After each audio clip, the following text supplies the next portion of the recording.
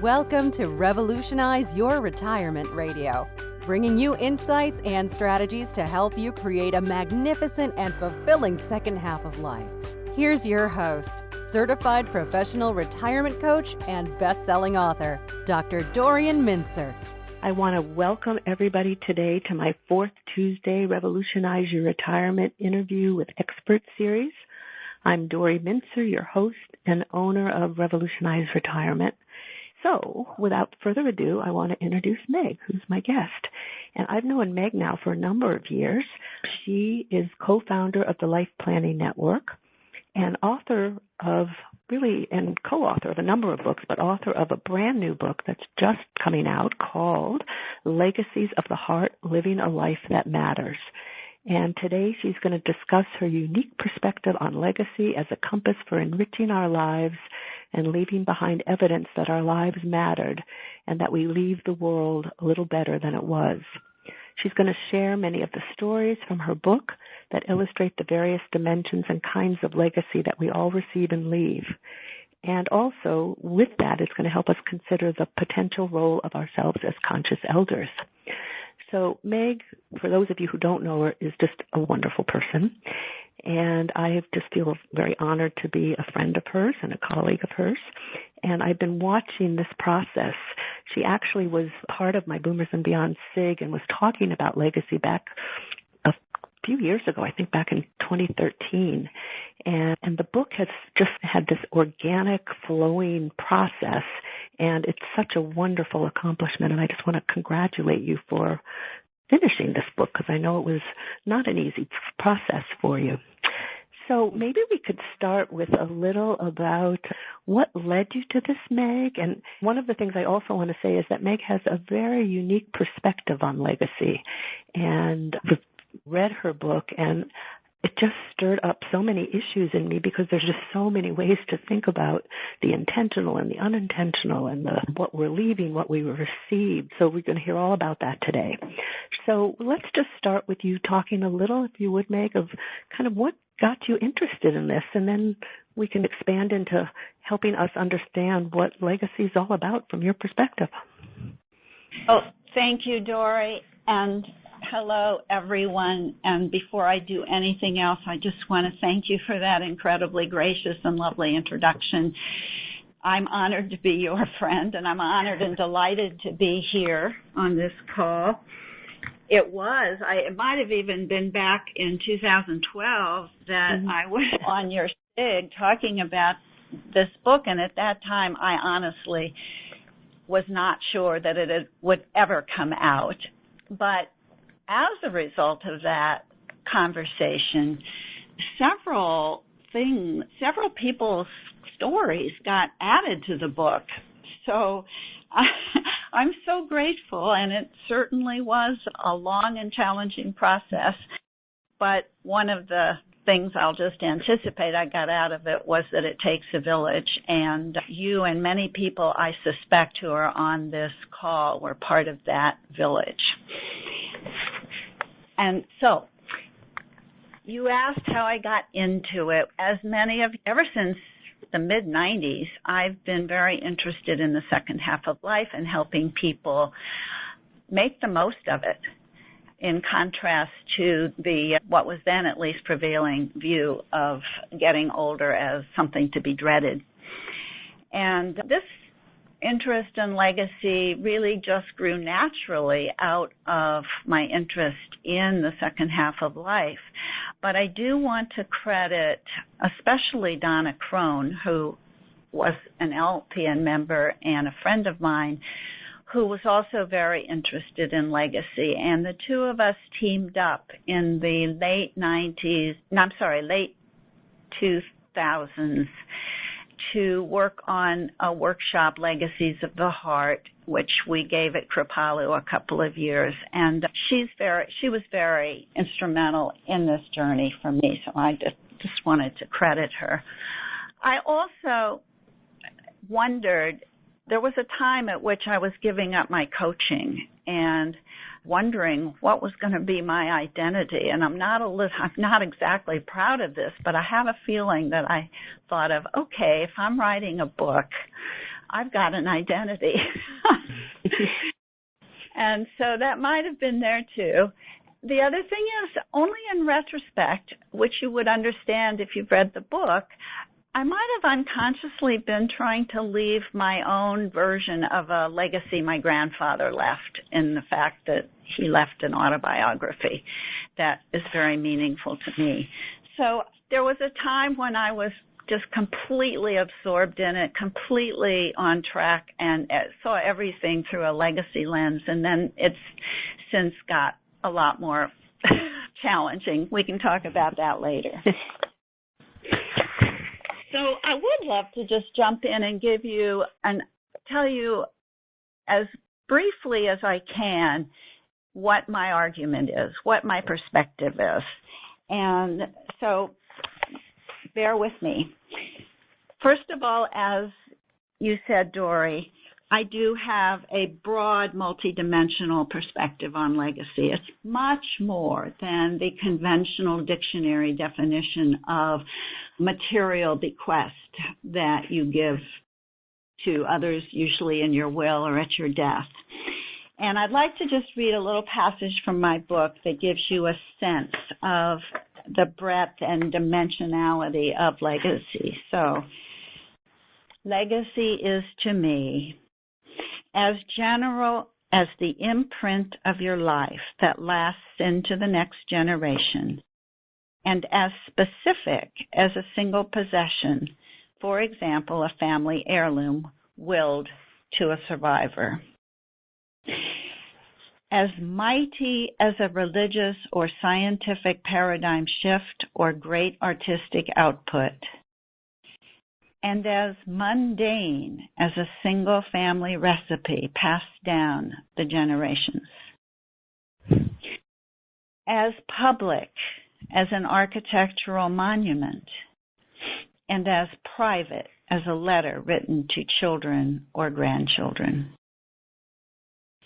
As tangible as a bank check, and as intangible as a seemingly casual word of advice. As life-denying as the terrorist bombs at the 2013 Boston Marathon, and as life-affirming as the many acts of heroism in response.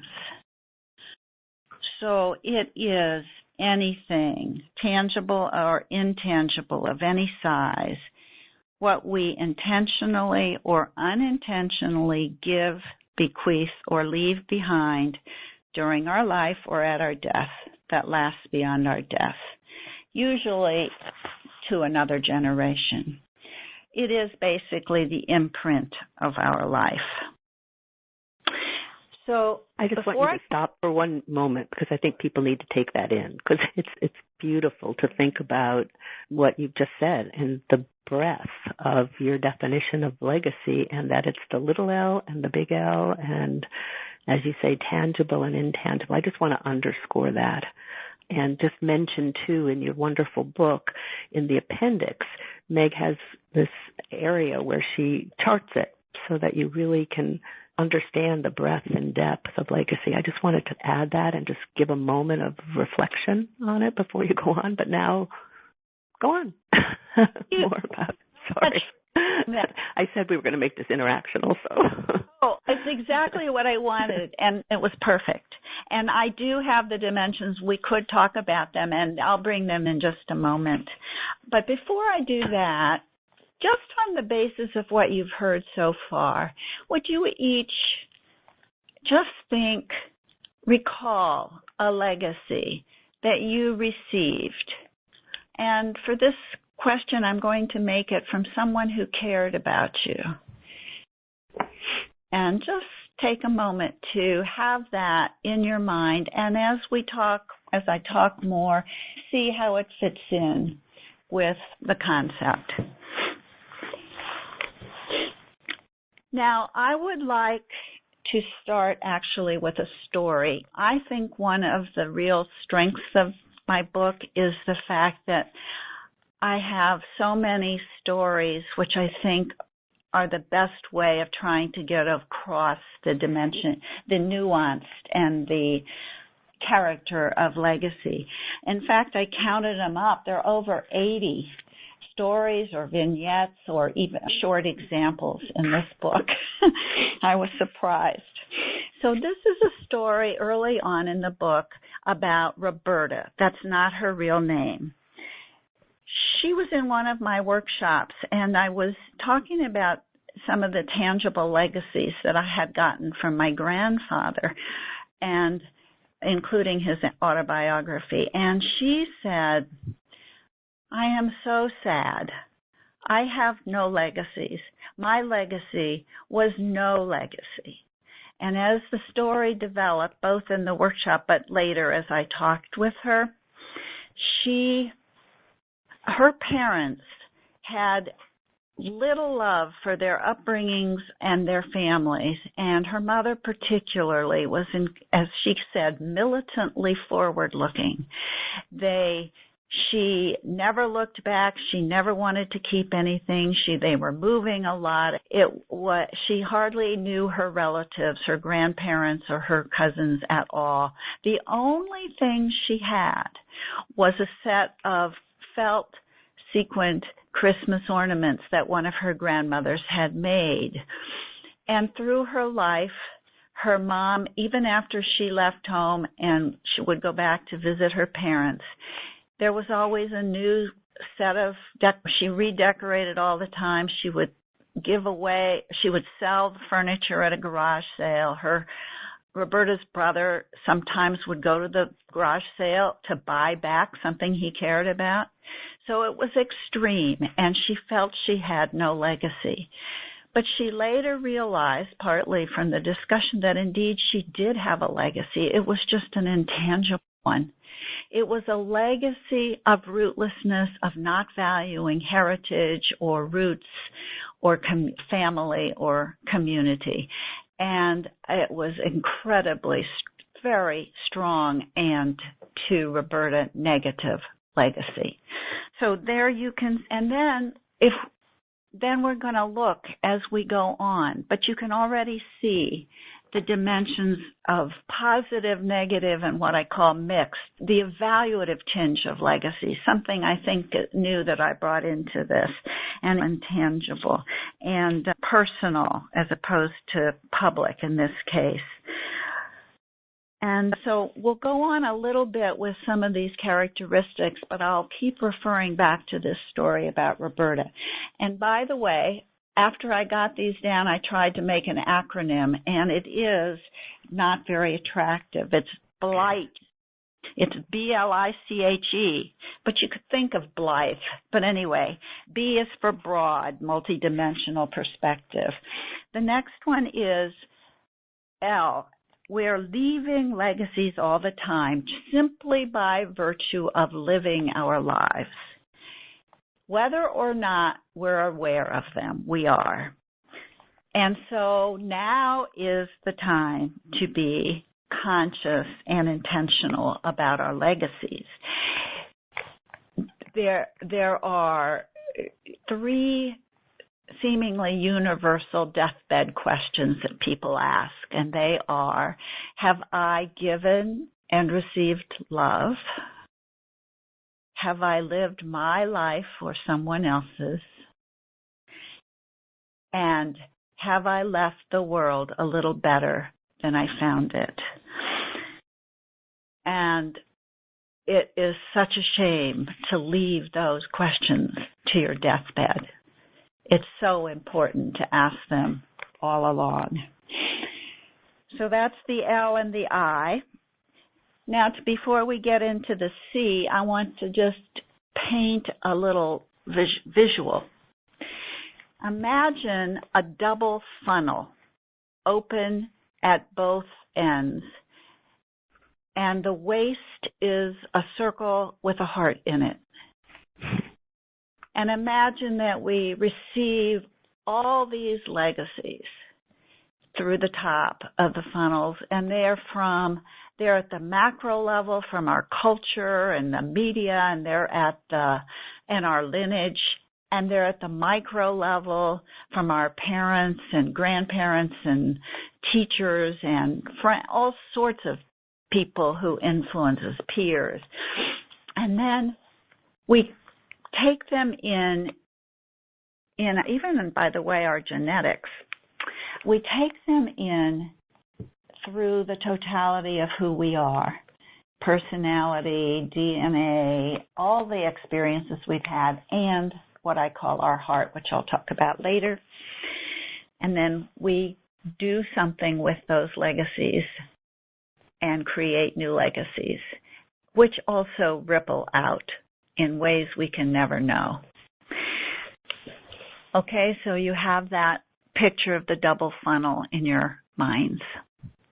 The next point is a C, and that's about control and choice. Basically, that we have very little control over the legacies we've received, and ultimately not even over the legacies we leave, because we don't know how they'll be taken. And there are plenty of examples of perversion of beautiful legacies, and one big one is, of course, perversion of religion to justify wars and torture and all of that. So we don't have all that much choice, but we do have critical choice, and that is what we do with the legacies we have received, and how we live our lives and live the legacies that we then impart. Let's go back to Roberta for a moment. So she had this very negative legacy. I'm sure she had lots of mixed and positive legacies, but this was a huge one, and it was very negative. She thinks. So what did she do with that? Several things. Unconsciously, she fears that she passed it on to her son. But once she became more aware of what it was, she made a decision to interrupt or stop that legacy. Actually, before I even tell you that, there was one thing that she did unconsciously as a reaction to it, and that was she became a hoarder. But then when she was more aware, she decided that she would create what she didn't have. And so she created community for herself with her colleagues in she's a therapist, with her colleagues, with her condo association, and in her church. And in that church, among many active roles she took, one of the ways she actually transformed this legacy was by turning the deep pain of not having community and not having family around when she was raising her child. She approached a couple in her church with young children, knowing they were far from their family, and asked if they would like to foster a relationship and be family to each other. And that has happened. And she's become a functional grandparent to the children in their Zatz family, and she's gotten that as well. So you're seeing there the potential for what you can do even with deeply wounding negative legacies, how you can stop them, transform them, even transmute them into gold. I'm almost done, but this is really important coming up. Is it okay, Dory? Yeah, no, absolutely. Keep on. I want you to, because I think it's good to get the scope of the beautiful work that you've done. So keep on. So you've got us into So I've got you the through idea of intention and choices. And right. Yeah. So I'm here now so we don't have that much control over even how our legacies are received. However, a big argument is that we greatly up the chances leaving the kind of positive legacies that we all hope to leave by being both aware, intentional, and living from the heart. And the heart is whatever you want to think of it, and it is our wiser, better, higher, more authentic, more generous self. You can think of it as your soul. It's the part that operates out of love, as opposed to the primitive ego or instinctual, in the instincts of control and domination and competition and scarcity. So we all have all. It's obviously we're not saints, but we can use this notion of living from the heart, leaving our legacies from the heart, as a compass or a touchstone. And I'm convinced that the more we are aware of that, the more we'll want to leave that kind of legacy. And the more we do, the higher the chance that they'll have a positive impact and that they'll be positive. I have a whole lot of stories about all of these points. And finally, to get to the E, it is because I'm so interested in the second half of life and increasingly in the idea of conscious elderhood.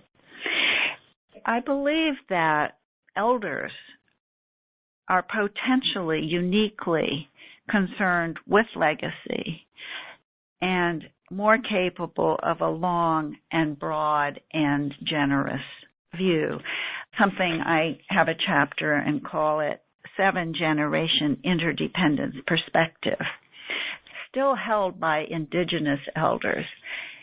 And there's a lot of literature we can talk about later indicating that because of adult development, we have the potential, as we age, not only get more interested in legacy, it becomes more urgent as our timeline recedes, but that we tend towards some of these characteristics of what I call living from the heart. So I see us as having the opportunity to embrace our traditional roles and work with other generations to confront and deal with some of the horrific challenges to our society and our planet. So we can stop there. Yeah, no, I think you've gotten us through your acronym quite beautifully of just thinking about the role at any age, but also in the importance of the role of ourselves in the second half of life. I think, as you said, your stories are so wonderful to heighten them. I wonder if you can share a little of sort of some of what you learned from your own family stories, and then maybe we can have some other vignettes. But parts of what you write about is, and as you said too, about the reworking and understanding your grandfather's legacy. Here you've left this wonderful legacy, but can you maybe share a little? I know you have the story about the flute, or there may be other stories that hit you more that might be able to flesh out for people a little more of what your own experience has been. Yes, the obvious question is so peculiar that I never thought of talking about my own story. As a preface. I don't mean to catch you off guard. I know. It's so funny because that was really one of the things that made it so hard for me to actually finish this book. Was that a lot of it is very memoirish, and I'm very self-revealing, and that was very hard for me to let go of, to put out there. Sure, I'll tell a couple of stories. Oh boy. Yeah, I'll just mention that my grandfather was a huge influence in my life, and he left many intangible legacies, values legacies, his love of words, of poetry, of nature. Those were some of the things he exemplified, his wisdom. I think I got it. I'm not so sure. He used to say he spent the first 40 years building up his ego and the last 40 years breaking it down. So I probably got the better part. But anyway, he left me several tangible legacies, including his poetry and hand-typed and his autobiography, and something I will talk about in just a minute, a loan that enabled me to buy a new flute. And I would love to talk about my flute. But in contrast, and so interestingly, his wife, my grandmother, these were paternal. My maternal grandparents unfortunately lived half a continent away, and we didn't have money, and we rarely saw them. We traveled maybe every 4 years.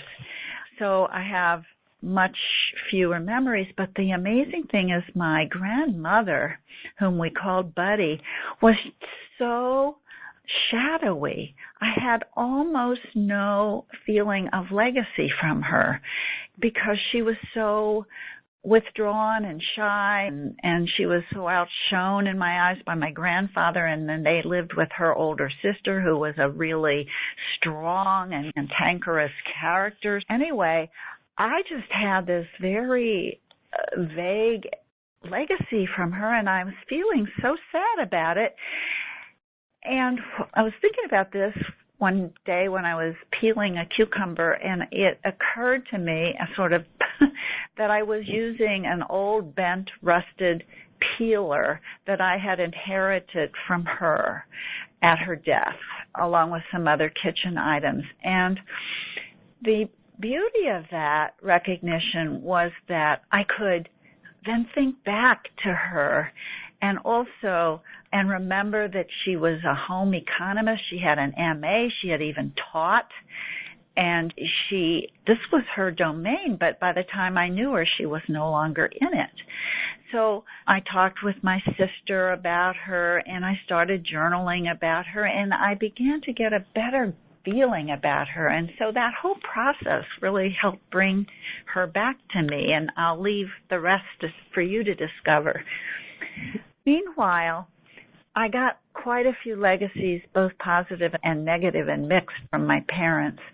The positive one was my flute, because when it came time to decide whether to go into the junior high band, I was very interested in it. I had my dad's old flute that had been up in the closet for 25 years. He had hardly played it because he liked to swing it as a baseball bat, and his teacher did not like that.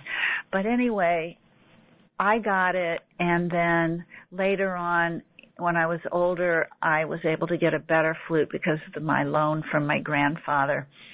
And the flute has just been a constant and music in general in my life, and has brought me so many gifts, including up to now. 2 days ago, I played in a concert with a trio. So anyway, that was such a sort of unintended legacy on his part, but such a positive one. On the other hand, there were some very mixed ones. And one of my favorite stories, which I will not talk, but it's about his profession and how that played out for us, because professions are a big legacy that people can receive, as are names and genetics, and of course the intangible ones of values and characters and character. And another one that I talk about, essence. That's a hard thing to get a grip on, because it's really intangible. It's what you radiate from who you are. And so I'm wondering, when you thought of the people or the legacies you got, I'm wondering how many of you did come up with an intangible legacy of values or character or beliefs or things that were conveyed, that you would call them intangibles, or even essence legacies. Because somebody who may be on this call, Barbara Abramowitz, I have a story of her dad there. And her dad the essence he conveyed through so many ways was of curiosity and gratitude and love of knowledge, learning. And in so many ways, the way he took her around his garden and pointed out with delight every plant, the way he loved food and thanked his wife for her preparation, and she today is a foodie, and she does that, and she has a garden. The way he took her to the library every week and read her little stories like Little Women, and she's a lifelong learner. And the way, even as he was dying, he was so curious about how his body was getting emaciated. And Barbara has tried to pass these on, and she herself her dad was a scientist, and she's found her vocation at the intersection of spirituality and science. So those kinds of legacies can be very powerful. There's such wonderful examples, Meg, from yours and, as you say, Barbara's, and for all of us listening to just think about the tangible and intangible. Also, just part of the beauty of your work is helping people really think about the impact others have had on our life and the impact we have on others that we're not necessarily conscious of. And so it's making it more conscious and intentional to realize that we impact each other and people. So tied into that would be my question. If people now are thinking about legacy in a different way, what are some of your thoughts on trying to help people not to be aware of it, but not also to start worrying too much about it? Oh my gosh, am I leaving a bad one, or what am I doing? So can you speak to that a little bit? Yeah, I wish I had really good answers here, because we can't be always constantly intentional. We can't be always aware. And we can't, as I said, some of the things are just out of our control, even if given with the best of intentions.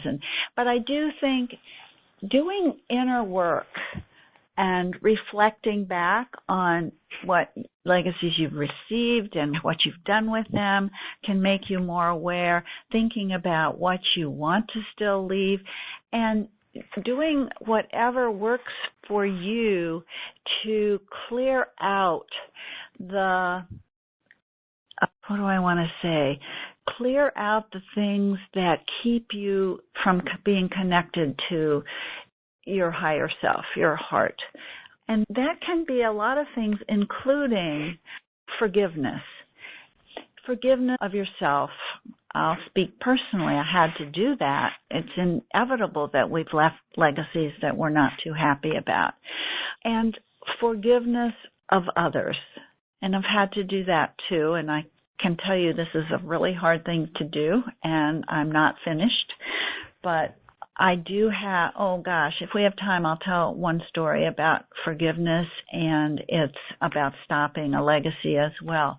So inner work, what Reb Zalman talks about in preparing yourself to be a conscious elder, life review, forgiving, facing your mortality, thinking about your legacy.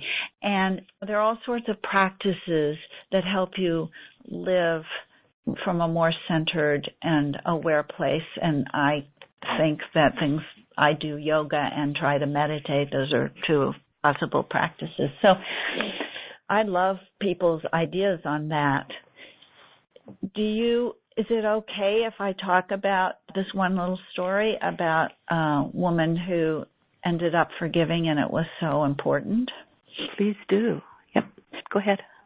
This is an interesting story. It's told by Ira Byock in his book, The 4 Things That Matter Most. And those 4 things that we all need to say. He started out, because he's a geriatrician, he started out considering it the end of life. Thank you. Oh my goodness. Thank you. I love you. please forgive me and I forgive you. Those are the 4 things. Right. And he book because he said, just like I say, you need to do this before you die. Don't wait till you're about to die to do this. So this woman, though, was the daughter of a mother who had been extremely hard, cold, punishing. There's a lot of psychological abuse. And her mother was dying.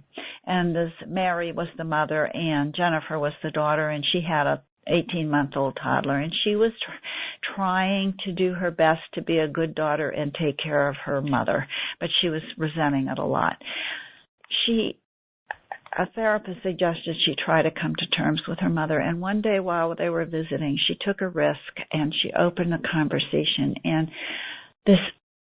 her mother could hardly talk actually at this point, but it opened her a conversation where her mother admitted to how hard she had been and how terrible her own childhood had been and how sorry, and that through the conversation, this didn't all just happen at once, how that she was sorry.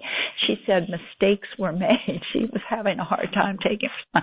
But anyway, Jennifer was able to see her mother as part of this long lineage legacy and to see how hard it was and to really forgive her.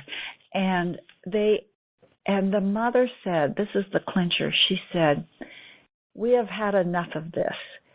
This has got to stop with him, pointing to the little toddler. And Jennifer took this to heart. And her mom died, I don't know, not too long afterwards. She said not a day has gone by that she hasn't recalled the conversation and resolved to do the things she had to do to clear herself of the legacy, to do the more forgiveness work, to just get rid of all the wounds and resentments she was carrying around. So anyway, I found it a really moving story, and I did borrow stories from other people. It is a very moving story, and it ties in. There's a comment from Karen from Minneapolis who says, I'm finding myself feeling emotional as Meg shares her stories about legacies from the heart. And she says, I plan to journal about my personal legacies. Thank you, Meg. So I think this is touching a lot of people, of just hearing your stories and other people's stories. And I have a question from Donald. He says he's currently Donald from Ontario. He's currently co-authoring a book on choosing the right goals for you. And he wonders, how could legacies of the heart shape your goal choices throughout your life? Oh, that's a really nice question. I think when you have the legacy lenses on, you get a longer view. And you want to make the world a little better. And when you have this view of how broad legacy is, and there are so many avenues for leaving your legacy, you can think about your goals for any given period of time in that framework. And it will naturally, if you're using the Legacies of the Heart framework, you will incorporate it. Another thing I would say is that one of the things that is very correlated with living Legacies of the Heart is living according to your life purpose. And you don't even have to believe in life purpose, but a purpose that stems from who you are, what your gifts are, what your passions and what you care about. And that could also inform your goal setting, and the chances are good that you will be living a legacy of the heart. So that ties into... Oh, no, go ahead, Meg. Sorry. Oh, that's just a couple of things off the top. I think it ties into this next kind of comment and question from Nancy, who's from South Carolina. Let me just read you her question, and I think it does tie in. So she says, I'm a 61-year-old retired attorney with 2 sons, one in high school, one in college. I'm at a crossroads regarding what I want to embrace after the younger one graduates from high school. I've received many intangible, positive I've received many positive and tangible legacies from family members and particularly adopted grandmothers over the years. Hopefully, I've already given them some intangible legacies, such as being non-judgmental and accepting of people from backgrounds other than ours. However, I want to actively pursue building a more tangible legacy and leaving the world a better place. My problem is that there are so many things I'm interested in. How do you go about deciding what cause to embrace? Protection of the environment, educational programs. How do you narrow down the choices and choose your path with intention and purpose? I'm laughing at that because that's my problem. I think many on the call probably have this problem. Yeah. I have a full time too. And in fact, that is one of my goals, is to be more, to discern more carefully what it is. So I will just say, I want to say at least two things, because I want to bring in another thing that I haven't talked about in connection with this question. Two things, actually. One is public legacies and one is personal tangible legacies get a chapter. And I assume that, Nancy, you're talking about maybe public legacy, something that has an impact that's visible out in the public. And for people who are blessed and cursed with multiple enthusiasms and gifts, it's really hard to narrow down. So I would just say, do the inner work, even work with a coach if you want, but just see where you're most alive, where the greatest passion is, and also be really open. Go and explore. Don't commit yourself. Try different things, and also be open to serendipity. I think if you put out the request that you're looking for some way, and you have already done enough of the preliminary work, just see what shows up and try it. That would be off the top quick advice. And also I suggest that you might try going on to the Conscious Elders Network, consciouselders.org, because that is a group with a lot of different things. It's a new group network, and there are various things that it's doing that might interest you. Now, and if I have time, I will talk about a public legacy. There's so many wonderful ones in my book, but there's one I took from a woman who's in the Life Planning Network and who might be on this call. I'm not sure. But let me just also go, because I know we're getting close. I'm okay. Your stories are good. We're still okay. Okay, I want to get to the personal, tangible legacies, and I'll just say up front that although I think what is most important are intangible legacies, if we don't give them tangible form, what I call our internal wealth will be buried, and it will be hard to last. So I'll say that just to make sure I get it out there. And I had another thought for Nancy, but it also evaporated. Happens a lot these days. It'll come back. I bet it will come back. So this is a story that I took from Barbara Shaman's book, Live Your Legacy Now. And then I met her, and then I encouraged her to join LPN, where she's become a force. Anyway, her parents were Holocaust survivors, and they had a very improbable story and love story. Also, one of her grandparents. Everybody else was killed. And when she was very young, they came to the U.S., but she remembers seeing the tattoos on her grandmother's arm, and she asked her, and the grandmother at the time said, "A very bad man named Hitler did that to me, and it's up to you to do something about it when you grow up." Now, her parents could have been extremely bitter and angry, but they instead were so grateful that they survived, that they were determined to do all they could to make the world better. and I don't know exactly, I'm not going to go into it, but what Barbara kept trying to find was what she could do.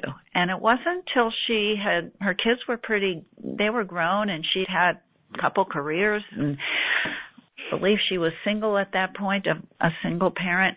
She went with her parents to Auschwitz, and there she got the full impact of what it was, and she came back with what she wanted to do, and that was teach young people what happened and to orient them to positive responses, to let that never happen again, and to do instead something that would contribute. And she had seen Spielberg's movie, tell me again, it's the one about the guy who saved all. Schindler's List. Schindler's List, thank you. And she just happened to notice that Spielberg was getting an award in New York, and she lived there, and she actually crashed the reception.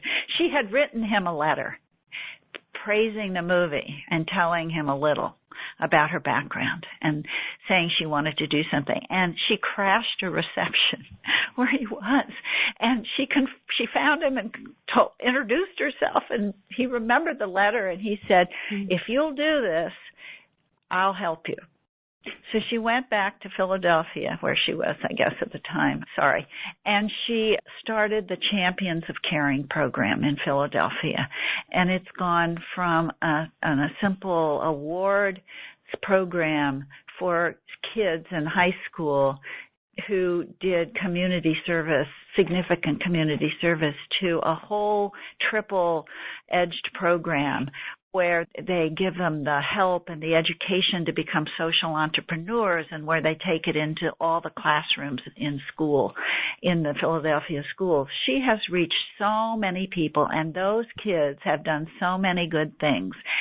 And you can it's just amazing what she has done out of that legacy of loss, which is the part of the book that it comes under. And it's a public legacy. And I think we all are leaving public legacies, whether or not we know it, in our jobs, in our volunteer work, in our artwork that makes it who knows where, or whatever it is. We are leaving public legacies.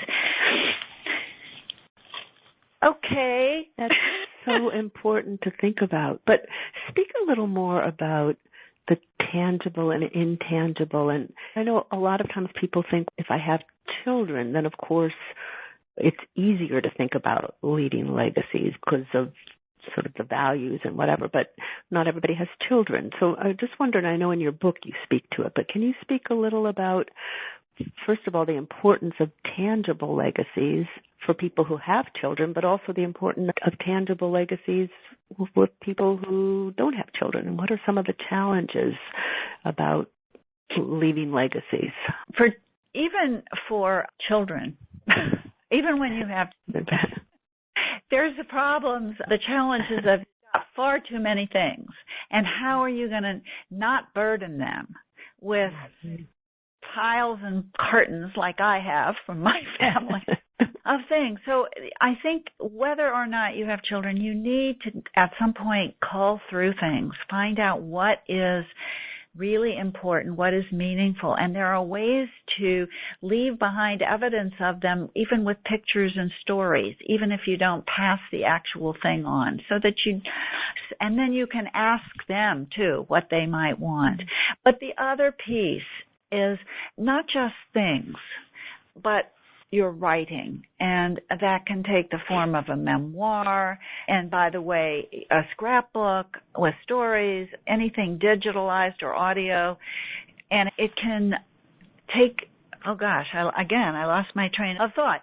It can take all sorts of forms, but the idea is to convey, ethical wills or legacy letters, to convey your internal wealth, your wisdom, hard-won, your life lessons, your values, your blessings, all sorts of, even your last wishes.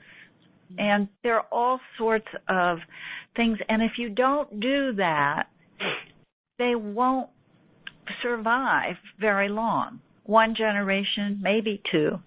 And family stories are so important. So that's really good. Now, for those who don't have children, first of all, they've had their impact on all sorts of people, relatives, extended family, mentees, students, whatever. Peers, they have definitely left their intangible legacies. But their tangible legacies, it's a little harder. When you have extended family, you have obvious people to leave things to. When you don't, for example, this isn't true. I have family, but I have boxes that I haven't really gone through. But my great aunt was a pioneer woman doctor. And I think I may have some things from her, including a diary or a journal, a brief one. And I would think that an organization like who was interested in women, like the Radcliffe Library, just to say something, or in another case, if somebody had, like in my book, a piano they wanted to give away and didn't have anybody to take it, this person donated it to, I believe it was the church, but she could have equally given it to a school or a music school. So there are organizations who would be happy to have some of your things, and they could be, their stories and their origins could be attached. Great examples on that. And another comment from Carl from New Hampshire, who says, Meg, thank you for a moving and thought-provoking presentation. It certainly got me thinking about the multiple legacies I have received and the things I will do to leave legacies. And I think that's probably a sentiment shared by a lot of people.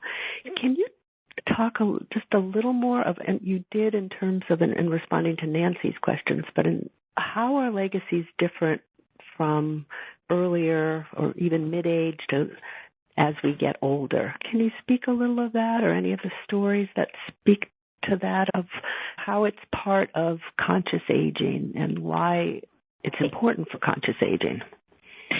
Thanks.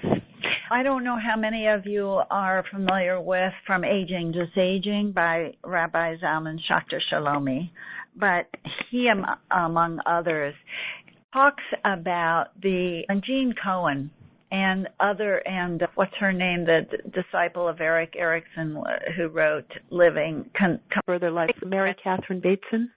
Yeah. Anyway, many of the thinkers, or plenty others, have talked about the changes that come in later life toward moving from a less ego-invested place to a more, from success to significance, caring more about purpose and meaning, having an urge to sum up your life, review your life, and more concern with legacy. And also some intriguing suggestions that brain changes and other changes make us more able to see further ahead, be more interested in a chain of generations, or broadly the interdependence of people and the earth. So I may be pushing it a little, but I think there's evidence for that too. So there's a natural development, not everybody, of course, but if it's encouraged and you do that work, I believe that it makes us much more able to do that take on that traditional elder role. Go ahead. Yeah. So much to do. There's so much to do. And we don't have to do a lot, but just any little bit.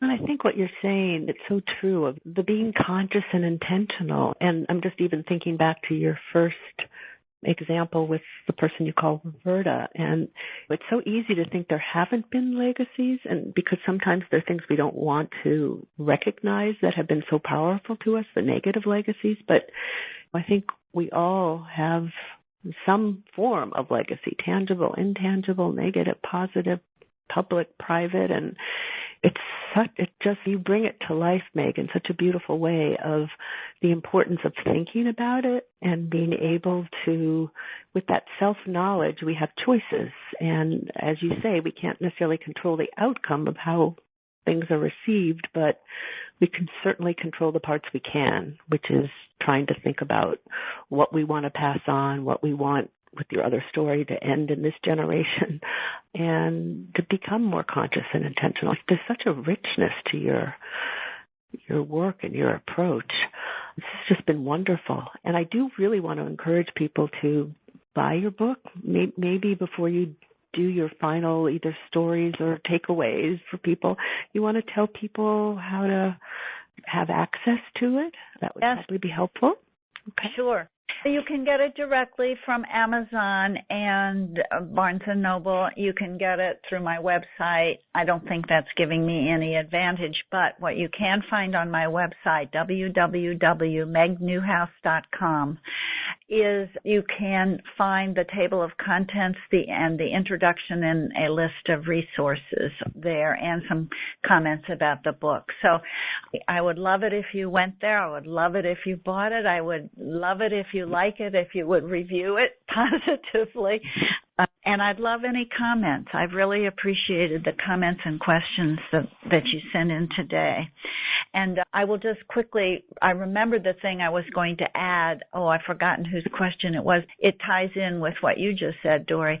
A really good exercise that helps you be intentional about what you want to do from here on out is to write your own obituary. That's hard to do, I think.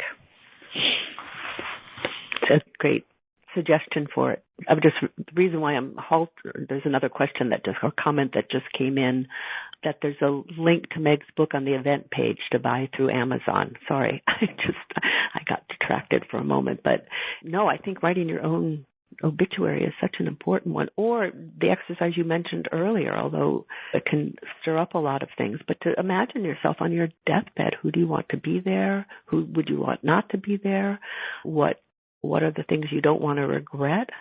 Or what are the things that you missed saying or doing? And that will help you. That may be part of the legacy also of just thinking about, while there's still time, kind of controlling the parts you can, to think about how you want to live your life perhaps in a different way now, or what are some of the things you want to do so you don't have regrets at the end.